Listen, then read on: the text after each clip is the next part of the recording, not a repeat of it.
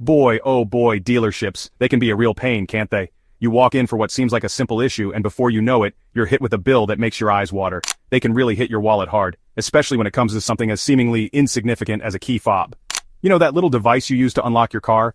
It's just a small piece of plastic and some electronics, but the dealership charges a fortune for it. Seems like they charge a fortune, right? For a little plastic clicker. It's almost as if they think we're made of money. But here's the thing.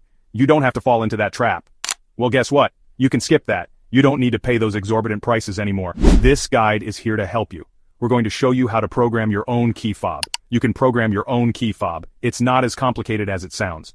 With a little bit of patience and the right instructions, you'll be able to do it yourself and save a whole lot of cash. Think about all the things you could do with that extra money. Maybe a nice dinner out or even just putting it towards your savings. Think about the sheer convenience. No more waiting around for an appointment at the dealership. No more dealing with pushy salespeople trying to upsell you on services you don't need. No need to call the dealer. You can take control of the situation and handle it on your own terms. No need to make an appointment. You can do this whenever it's convenient for you. No more rearranging your schedule to fit in a trip to the dealership. You can do this right at home, in the comfort of your own garage or even out in your driveway, in your very own garage. No need to worry about finding a ride to and from the dealership, or even parked out in your driveway. It's all about making things easier and more convenient for you. Let's save some of those big bucks today. You'll feel a sense of accomplishment knowing you did it yourself. It feels good to save money, and it feels even better knowing you didn't have to rely on the dealership to do it. So, let's get started and show those dealerships that we're smarter than they think. First things first, let's talk parts. You obviously need a new key fob. Make sure it is the correct one. It must be for your car's exact make, and its specific model, and the year your car was made. Double check this online or in your car manual. You will also need your car, and very importantly, all existing working keys. Some cars need all keys present during the programming process. This is so they all work together nicely.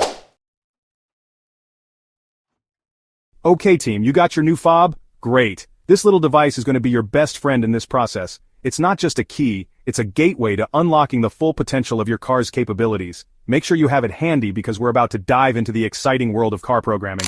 And you got your car standing by? Perfect. Whether it's parked in your driveway or safely tucked away in your garage, having your car ready and accessible is crucial. This is where the magic happens, and your car is about to become a lot smarter. Fantastic. Now for the first real step. I can see the excitement on your face, and trust me, it's well deserved. We're about to embark on a journey that will make your driving experience more convenient and enjoyable. Go around and close all the car doors. This might seem like a simple task, but it's a critical one. Ensuring all doors are closed is the first step in communicating with your car's computer system.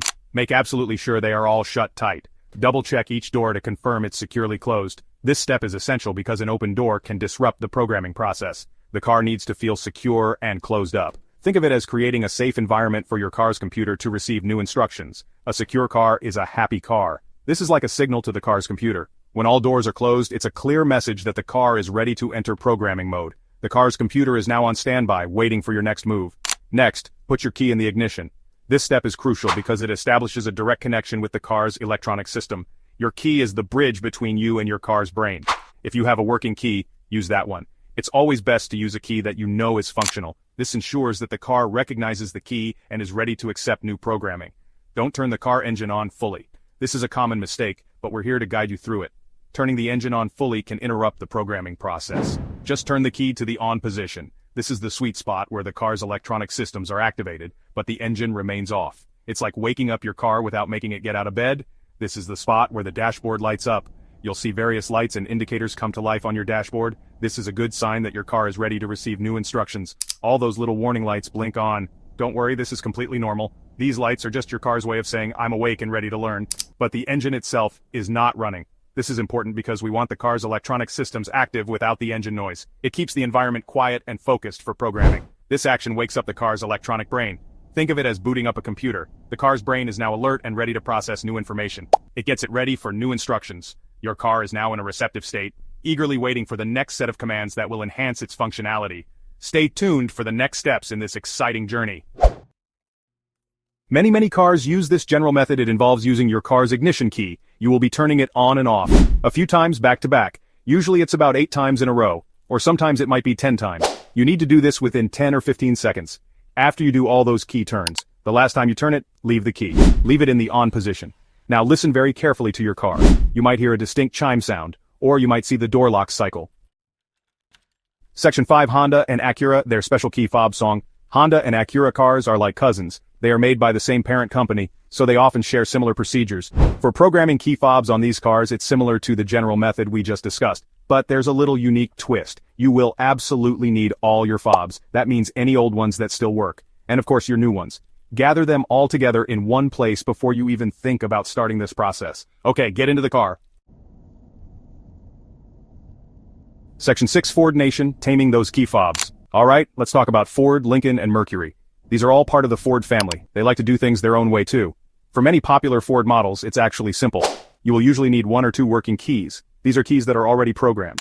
To start the programming process for a new fob, this requirement can depend on the specific year, and also the particular model of your vehicle. So check that first. The famous 8-turn method. This often works like a charm for Fords. Get into your vehicle and close all the doors. Section 7 GM's groove programming for Chevy, Buick, and more. Now for the General Motors family. That means Chevrolet, Buick, and GMC, and often Cadillac models too. They have a few different methods depending on the car and its age. But one common one is quite easy. It doesn't always need a working key to start, but you absolutely must be inside the car, with all of the vehicle doors closed securely. This is a very important first step. Don't forget it or it won't work. Okay, here we go for GM. Put your key into the ignition. Section 8 Mopar, Magic, Chrysler, Dodge, Jeep key fobs. Let's talk Mopar, folks. That means Chrysler, Dodge, and Jeep vehicles. And Ram trucks are part of this group too.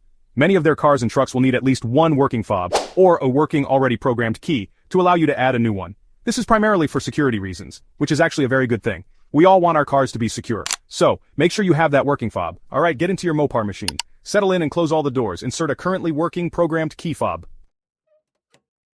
Section 9. The big don't one tip to rule them all. Okay folks, we're near the finish line. You've been with us through this journey. And now it's time to reveal the most important piece of advice I can give you.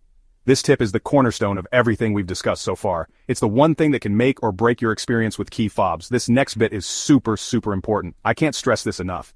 If you take away just one thing from this entire guide, let it be this. It's the golden rule. The ultimate tip that will save you time, money, and a whole lot of frustration. This is my biggest, most crucial tip for you. Are you ready? Here it is. Before you even think about buying a new key fob or attempting any programming steps, you must double-check your car's owner's manual. Yes, it sounds simple, but it's absolutely essential. Before you even buy any new key fob, take a moment to consult your car's owner's manual. This little book is a treasure trove of information specific to your vehicle. It contains all the details you need to know about your car's key fob system. Or before you try any of these programming steps, make sure you have the right information. The owner's manual will guide you through the exact steps required for your specific car model and year. This is not a one-size-fits-all situation. Each car can have its own unique procedure. Please double-check your car's owner's manual. It's your best friend in this process. If you don't have a physical copy, many manufacturers offer digital versions online. Just make sure you're looking at the correct manual for your car's make, model, and year, or look it up on a reliable online source. There are many forums and websites dedicated to car enthusiasts where you can find detailed instructions and tips from people who have been in your shoes. Just be cautious and ensure the information is accurate and specific to your vehicle. Find the exact specific procedure. Write it down if you need to. Having this information at your fingertips will make the process so much smoother. Trust me, you don't want to be halfway through programming your key fob only to realize you've missed a crucial step.